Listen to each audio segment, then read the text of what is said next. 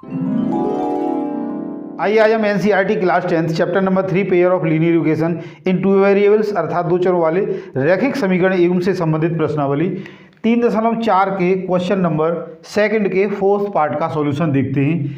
प्रश्न क्या दिया है पहले हम इसको ध्यान से पढ़ लेते हैं। मीना 2000 रुपये निकालने के लिए बैंक गई। उसने खजांची से 50 रुपये के और 100 रुपये के नोट देने के लिए कहा और खजांची ने मीना को कुल 25 नोट दिए। ज्ञात कीजिए कि उसने 50 रुपये के और 100 रुपये के कितने कितने नोट मिले थे। तो हल देखते हैं। माना 50 रुपये के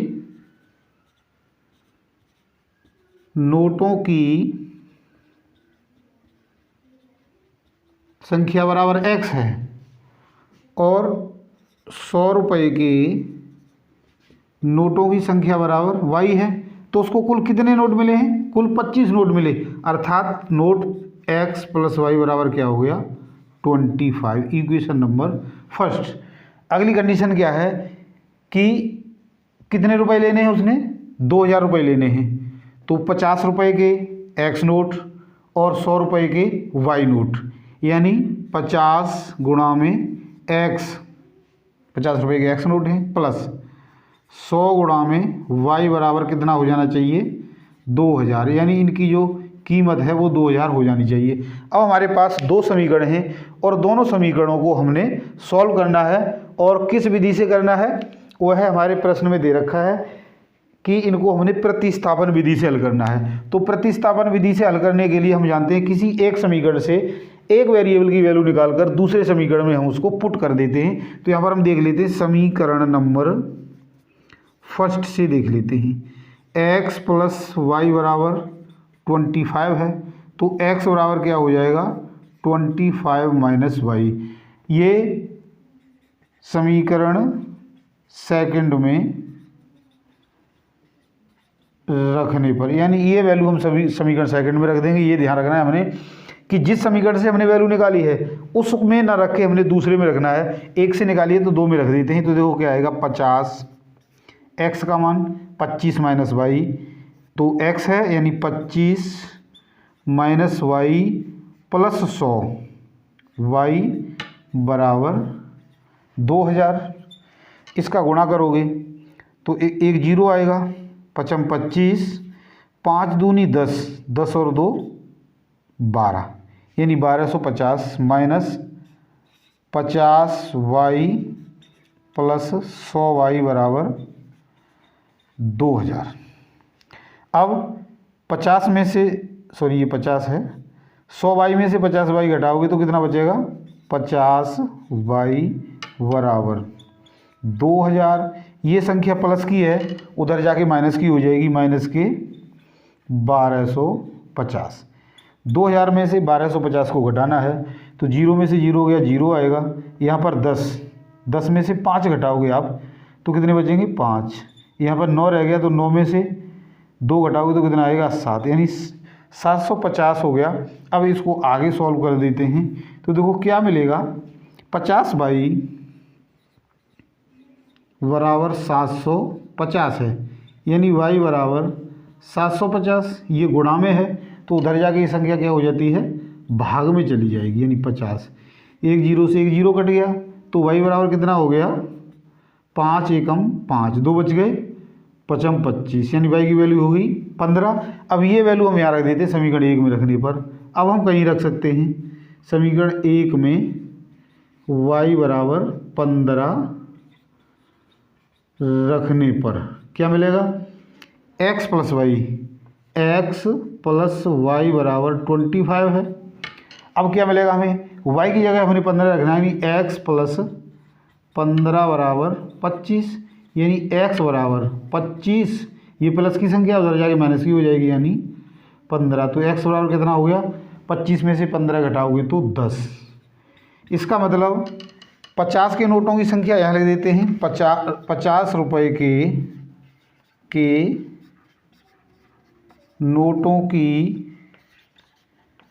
संख्या कितनी है? जो x की वैल्यू निकली हमारी वो कितनी है? 10, यानी 50 रुपये के 10 नोट थे और 100 रुपये के नोटों की संख्या,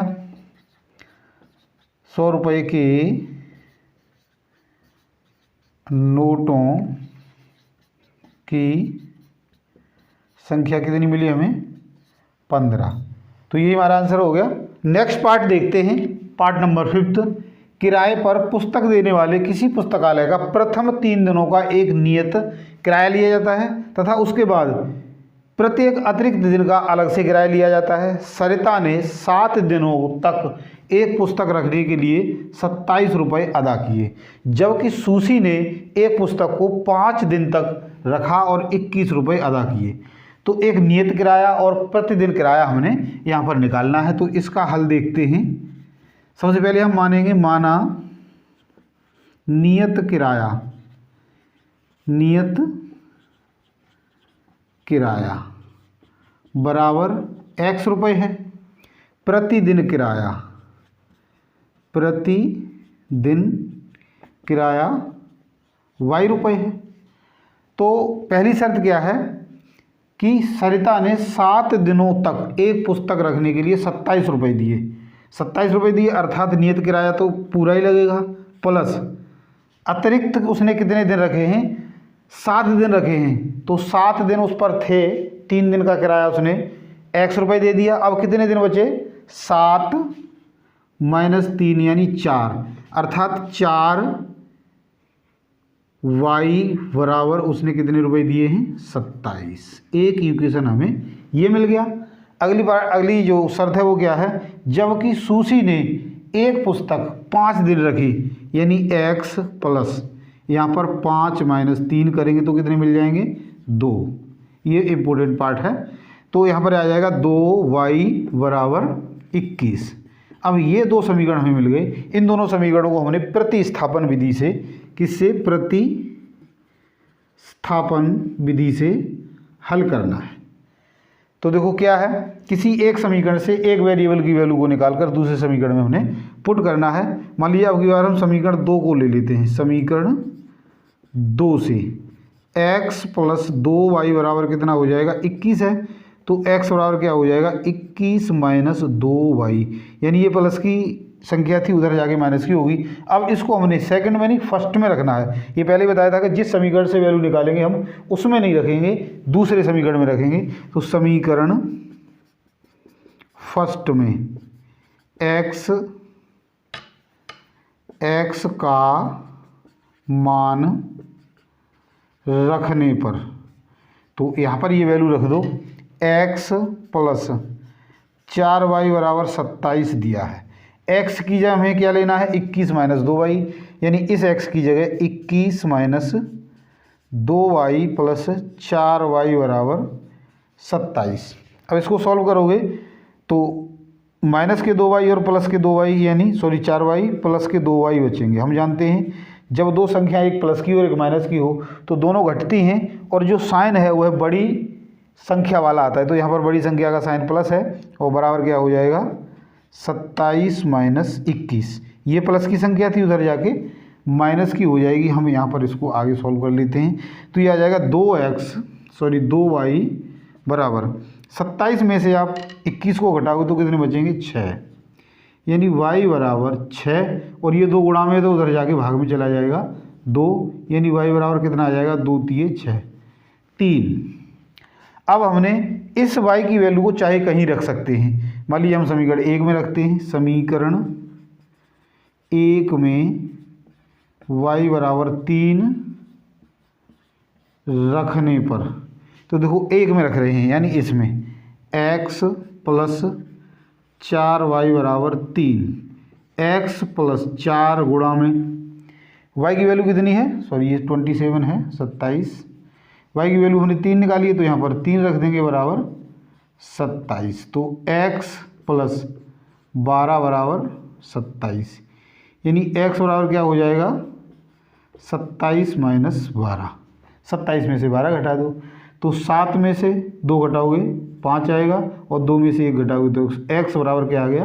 15। यानी जो नियत किराया है, नियत किराया मिल गया 15 रुपये और प्रतिदिन किराया प्रति दिन पुस्तक का जो किराया है वो हमें कितना मिला है, 3 रुपये। यानी 3 दिन के 3 रुपये लगते हैं और मतलब जो नियत किराया है वो 15 रुपये है और अतिरिक्त दिन प्रत्येक दिन वो उसको 3 रुपये अतिरिक्त देने पड़ते हैं। तो आशा करता हूँ मेरे द्वारा समझाए गए इन दोनों प्रश्नों को आपने अच्छे से समझ लिया होगा।